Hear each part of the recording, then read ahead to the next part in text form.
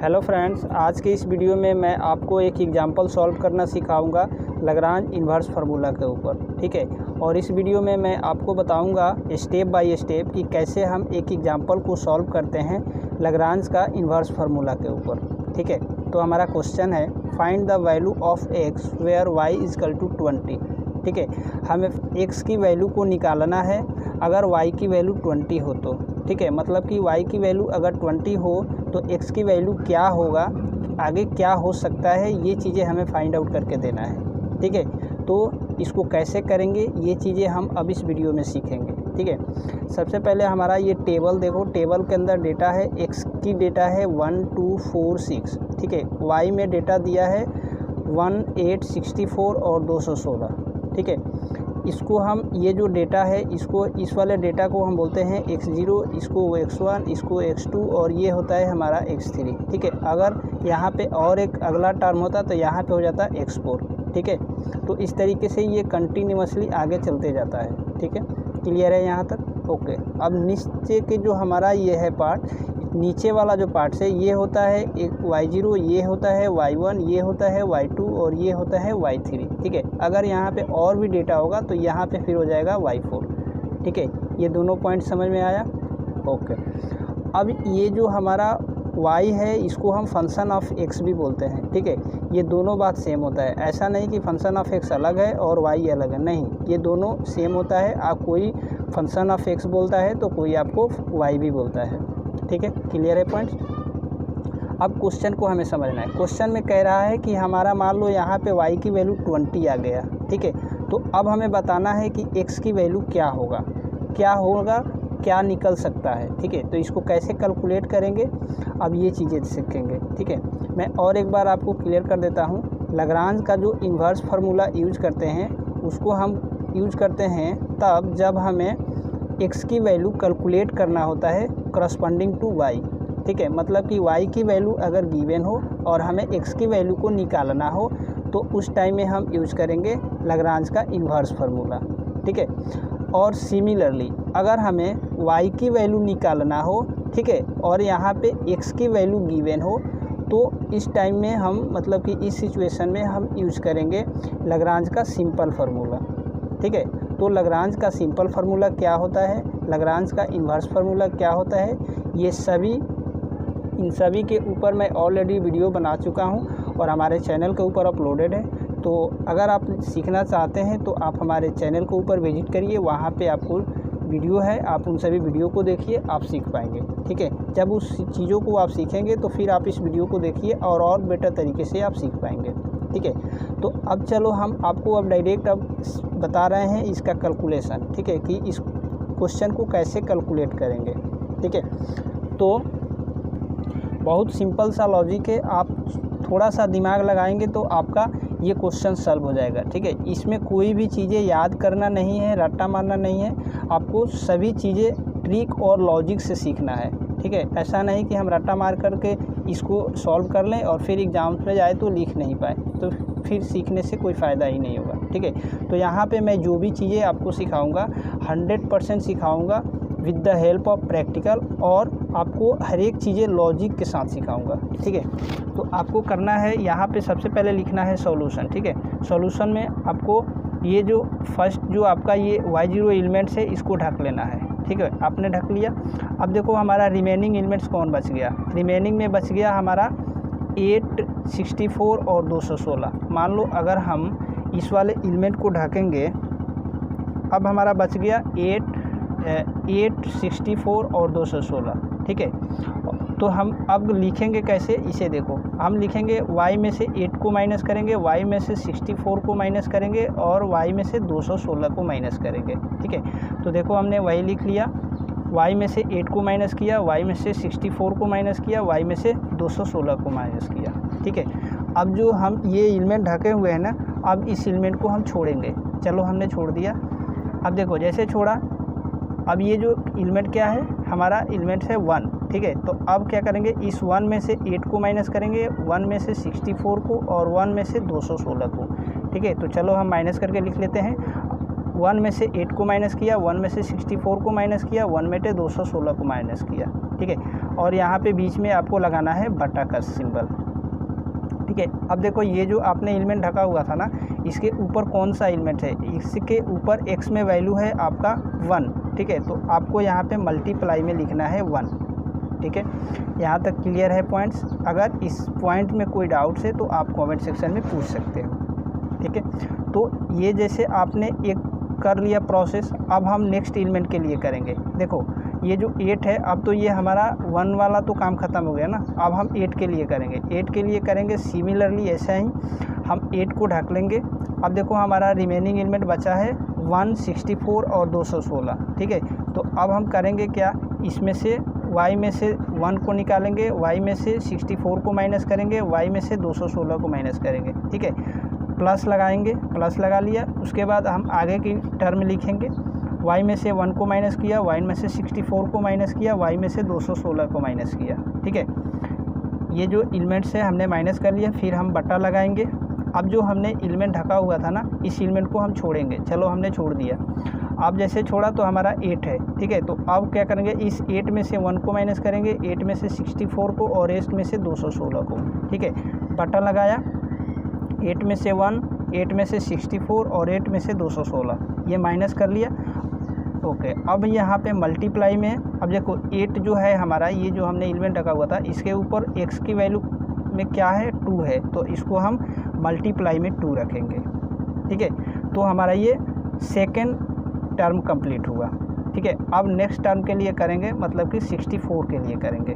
चलो हम 64 के लिए कर लेते हैं। 64 को हमने ढका, ठीक है। अब हमारा एलिमेंट बच गया 1, 8 और 216, ठीक है। तो हम माइनस करेंगे, हमने 64 को ढका, तो अब हम माइनस करेंगे y में से 1 को, y में से 8 को और y में से 216 को, ठीक है। हमने चलो माइनस करके लिख लेते हैं, y में से 1 को, y में से 8 को और y में से 216 को माइनस कर लिया, ठीक है। उसके बाद हम ये जो हमारा एलिमेंट ढका हुआ था ना, इस एलिमेंट को हम अब छोड़ेंगे। जैसे पहले हमने यहाँ पे बटा लगा लिया, अब हम इस एलिमेंट को छोड़ेंगे। छोड़ दिया, हमारा क्या है 64, ठीक है।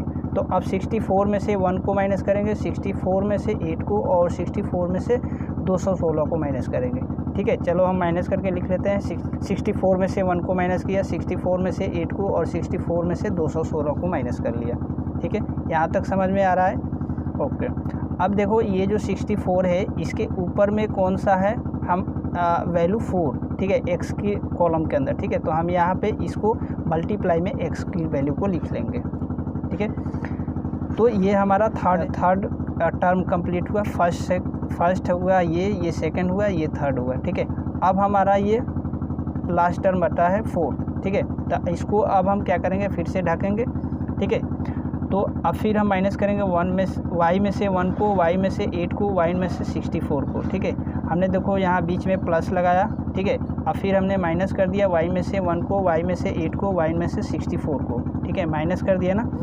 अब फिर हम करेंगे क्या, इसे एलिमेंट को छोड़ेंगे, छोड़ दिया। अब देखो ये जो 216 है, इसमें से हम 1 को माइनस करेंगे, फिर इसमें से 8 को, फिर इसमें से 64 को, ठीक है। चलो माइनस कर लिया। 216 में से 1 को माइनस किया, 216 में से 8 को माइनस किया, 216 में से 64 को माइनस किया, ठीक है। इस टाइप से करके फिर यहाँ पे देखो जैसे 216 हमारा ये है, इसके ऊपर x में कौन सी वैल्यू है 6, ठीक है। तो हम यहाँ पे मल्टीप्लाई में 6 लिख लेंगे, ठीक है।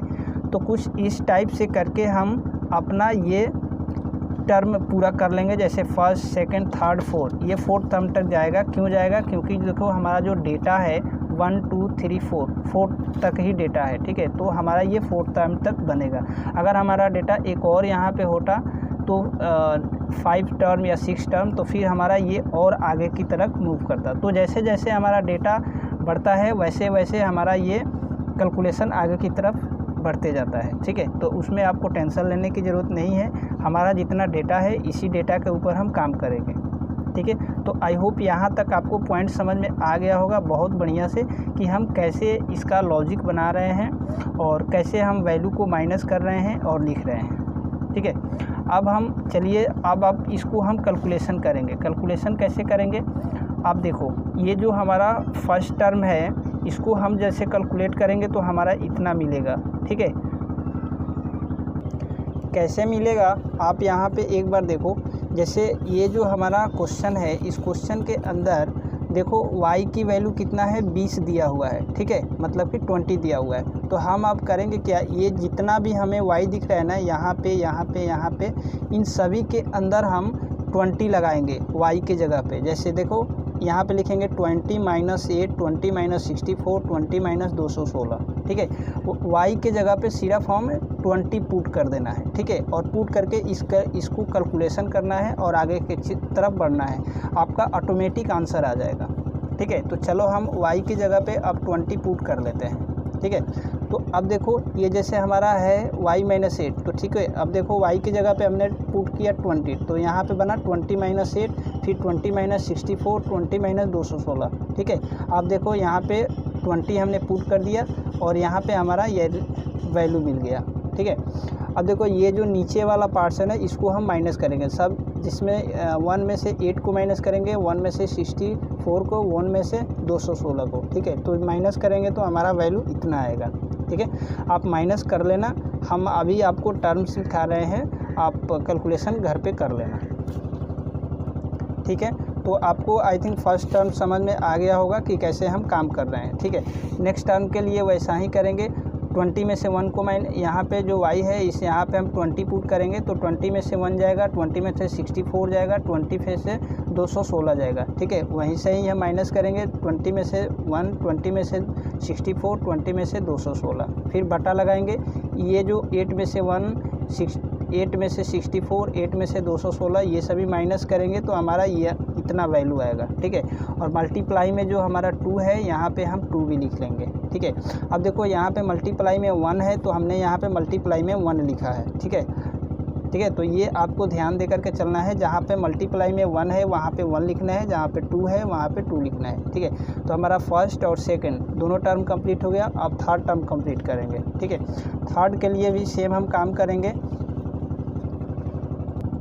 ये हमारा है थर्ड टर्म, ठीक है। तो इसमें हम अगेन क्या करेंगे, y की जगह पे 20 पुट करते जाएंगे। जैसे ये देखो हमारा y में से 1 गया, y में से 8 हुआ, y में से 216 गया, ठीक है। तो हम यहाँ पे y की जगह पे 20 पुट कर देंगे, ठीक है। हमने चलो पुट कर लेते हैं। 20 में से 1 जाएगा, 20 में से 8 जाएगा, 20 में से 216 जाएगा, ठीक है।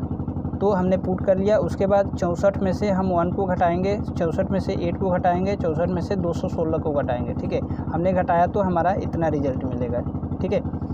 तो अब देखो इसके अंदर मल्टीप्लाई में 4 है तो हमने मल्टीप्लाई में 4 लिख लिया, ठीक है। तो जब हम इसमें y की जगह पे 20 वैल्यू पुट करके कैलकुलेट करेंगे तो हमारा इतना रिजल्ट मिलेगा, ठीक है। समझ में आ रहा है ना हम कैसे कैसे कर रहे हैं, ओके। अब ये हमारा लास्ट टर्म बटा है फोर्थ टर्म, ठीक है। तो इसमें भी हम y की जगह पे 20 पुट करके माइनस करते जाएंगे, माइनस कर ले रहे हैं। 20 - 1, 20 - 8, 20 - 64, ठीक है, माइनस कर लिया, बटा लगाया।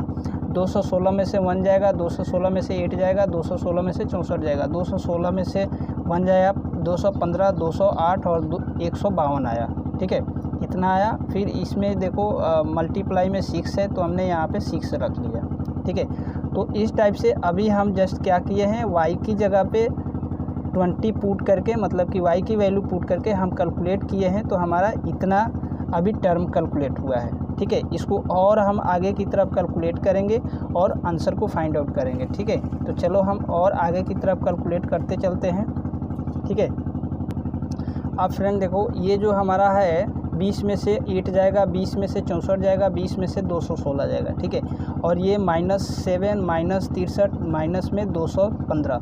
जब आप इस वाले को कैलकुलेट करोगे ना पूरे टोटल को तो आपको मिलेगा इतना, ठीक है। जैसे मान लो 20 में से 8 जाएगा तो कितना आएगा, 12 आएगा। 20 में से 64 जाएगा तो कितना आएगा, माइनस में 44 आएगा। 20 में से 216 जाएगा तो कितना आएगा, माइनस में 196 आएगा, ठीक है। इस टाइप से कर लेना।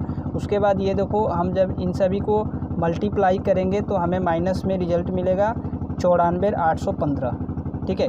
अब देखो मल्टीप्लाई में यहाँ पे क्या है, 1 है तो हम लिखेंगे मल्टीप्लाई में 1, ठीक है। तो इस टर्म को जब फर्स्ट टर्म को आप कैलकुलेट करेंगे तो आपको इतना वैल्यू मिलेगा, ठीक है।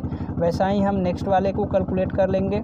नेक्स्ट वाले का कर ले रहे हैं, 20 में से 1 जाएगा, 20 में से 64 जाएगा, 20 में से 216 जाएगा। 20 में से 1 जाएगा, 19 आएगा। 20 में से 64 जाएगा, माइनस 44 आएगा, 20 में से 216 जाएगा, माइनस में 196 आएगा। ठीक है, बटा लगाएंगे, ये 7 56 और 208 को जब हम मल्टीप्लाई करेंगे तो हमारा वैल्यू आएगा 8153 ठीक है। अब देखो मल्टीप्लाई में क्या है, 2 है तो हम लिखेंगे मल्टीप्लाई में 2। ठीक है, तो हमने फर्स्ट और सेकंड टर्म कैलकुलेट कर लिया। अब हम कैलकुलेट करेंगे थर्ड टर्म जो कि ये है। ठीक है, तो इसमें भी देखो 20 में से 1 माइनस जाएगा, 20 में से 8 जाएगा, 20 में से 216 जाएगा। ठीक है, 20 में से 1 जाएगा 19, 20 में से 8 जाएगा 12, 20 में से 216 जाएगा, माइनस में 196। ठीक है, ये जब आप मल्टीप्लाई करेंगे 63, 56 और 152 तो आपको मिलेगा 53, 62, 56 माइनस के अंदर। ठीक है, समझ में आ रहा है ना हम कैसे कैसे कर रहे हैं। ठीक है, अब ये जो हम मल्टीप्लाई में देखो यहाँ पे 4 है तो हम यहाँ पे 4 लगाएंगे। ठीक है, अब ये हमारा थर्ड टर्म कंप्लीट हो गया। अब हम फोर्थ टर्म कंप्लीट करेंगे। ठीक है, 20 में से 1 जाएगा, 20 में से 8 जाएगा, 20 में से 64 जाएगा। ठीक है, हमने माइनस किया, 20 में से 1 गया 19, 20 में से 8 गया 12, 20 में से 64 गया, माइनस में 44। ठीक है, बटा लगाया, 215, 208 और 152 इन दो सबको मल्टीप्लाई किया तो रिजल्ट आया 6797440। ठीक है, मल्टीप्लाई किया और देखो यहाँ पे हमारा मल्टीप्लाई में 6 है तो हम यहाँ पे लगाएंगे 6। ठीक है, तो इस टाइप से करके जब हम आगे की तरफ और कैलकुलेट करेंगे तो हमारा ये रिज़ल्ट मिलेगा। ठीक है, अब फिर अगेन इसको हम कैलकुलेट करेंगे आगे। जैसे देखो हमने फर्स्ट टर्म को कैलकुलेट किया 12 माइनस 44 माइनस 196 में तो हमारा मिलेगा वैल्यू 10 34 88। ठीक है, ये माइनस में 94 815 तो हम लिखेंगे बटे में माइनस में 94 815। ठीक है, मल्टीप्लाई में 1 है, इसका मतलब कि 1 से अगर हम किसी संख्या में मल्टीप्लाई करते हैं तो वही संख्या मिलता है हमें, तो हम लिखेंगे वही संख्या। ठीक है, प्लस है बीच में तो हम प्लस लगाएंगे। 19 माइनस 44 और माइनस 196 में जब हम मल्टीप्लाई करेंगे तो हमारे को मिलेगा 32 77 12। ठीक है, डिवाइड करेंगे और डिवाइड में हम लिखेंगे ये वाला वैल्यू 81 53 6। ठीक है, मल्टीप्लाई में ये 2 है तो जैसे हमने ये सभी को कैलकुलेट कर लिया है फिर हम इसको मल्टीप्लाई कर रहे हैं ना तो हमारा इतना मिल रहा है रिजल्ट। ठीक है, अब हम फिर आगे की तरफ करेंगे। जैसे 19 12 और माइनस में 196 जब इसको हम मल्टीप्लाई करेंगे और फिर उसमें हम 4 से मल्टीप्लाई करेंगे तो हमें वैल्यू मिलेगा माइनस में 17 87 52। ठीक है, डिवाइड में हम करेंगे 53 62 56 माइनस में तो माइनस में 53 62 56। अब देखो ये माइनस माइनस कट जाएगा। ठीक है, अब नेक्स्ट अगेन हम फोर्थ टर्म करेंगे कैलकुलेट तो प्लस लगाएंगे बीच में प्लस। ठीक है, अब 19 12 माइनस 44। ठीक है, 19 12 माइनस 44 में कैलकुलेट करेंगे और फिर हम इसमें 6 से मल्टीप्लाई करेंगे ना तो हमें मिलेगा वैल्यू माइनस में 60912। ठीक है, 60 19 2। ठीक है, ये वैल्यू मिलेगा। फिर बटा लगाएंगे और फिर हम 67 97 44 0 67 97 44 0 हम अपना वैल्यू लिखेंगे नीचे वाला जो डिवाइड के अंदर है। ठीक है, तो फ्रेंड ये आप देख रहे हैं, समझ पा रहे हैं कि कैसे कैसे कैलकुलेट हो रहा है। हमने फर्स्ट टर्म को कैलकुलेट किया इतना आया, सेकंड को कैलकुलेट किया इतना आया, थर्ड को कैलकुलेट किया इतना आया, फोर्थ को कैलकुलेट किया इतना आया। ठीक है, तो इसी टाइप से आपको सभी वैल्यू को कैलकुलेट करके रखना है। ठीक है, और जहाँ पे माइनस है वहाँ पे माइनस रखना है, जहाँ पे प्लस है वहाँ पे प्लस रखना है। आपको माइनस प्लस चिन्ह में कोई सा डिफरेंस नहीं रखना है, अदरवाइज आपका आंसर गलत आ सकता है। ठीक है, अब देखो यहाँ पे हमारा माइनस में वैल्यू है तो हमने माइनस में रखा, यहाँ पे प्लस में है, यहाँ पे फिर प्लस में है, यहाँ पे फिर माइनस में आएगा। ठीक है, तो चलो हम अब इसको और आगे कैलकुलेट करते हैं।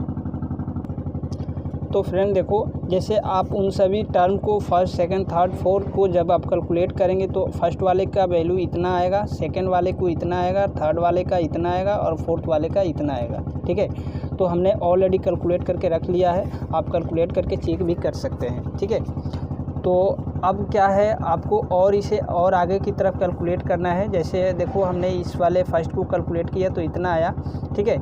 अब देखो करना ये है, आपको ये जो प्लस का जो वैल्यू है उसको प्लस में रखना है, जो माइनस का वैल्यू है उसको माइनस में रखना है, ठीक है। अब देखो जोड़ना है, कैसे जोड़ना है, देखो ये है माइनस में इतना हमारा वैल्यू, ठीक है, और फिर यहाँ पे है माइनस में इतना वैल्यू, ठीक है। तो ये माइनस और माइनस में जुड़ जाएगा कि नहीं जुड़ जाएगा, बिल्कुल जुड़ जाएगा। तो हम माइनस में दोनों को ऐड करेंगे और यहाँ पे लिख लेंगे, ठीक है, हमने लिख लिया। अब देखो प्लस में हमारा ये वाला वैल्यू है और फिर प्लस में ये वाला वैल्यू है, तो ये यहाँ पे बीच में प्लस लगाएंगे और इन दोनों वैल्यू को जोड़ लेंगे, फिर जोड़ लेंगे तो हमारा इतना वैल्यू आ जाएगा, ठीक है। अब देखो प्लस माइनस क्या होता है, अब देखो हमने ये वैल्यू भी लिख लिया और ये वैल्यू भी लिख लिया। अब क्या करेंगे, इसमें से हम माइनस कर देंगे। जब माइनस करेंगे तो हमारा प्लस में कितना आएगा, 3.25 22 36 13 59 7, ठीक है। तो यही हमारा आंसर हो जाएगा, ठीक है। तो हम ऐसा बोल सकते हैं कि फॉर y इक्वल टू मतलब कि 20 के लिए हमारा x की वैल्यू 25 23 25 22 36 13 59 7 आएगा, ठीक है। तो ये आपका आंसर कहलाएगा, ठीक है। तो हमें एक y के क्रॉसपेंडिंग में x की तो वैल्यू तो निकालना था, तो हमने तो निकाल तो लिया।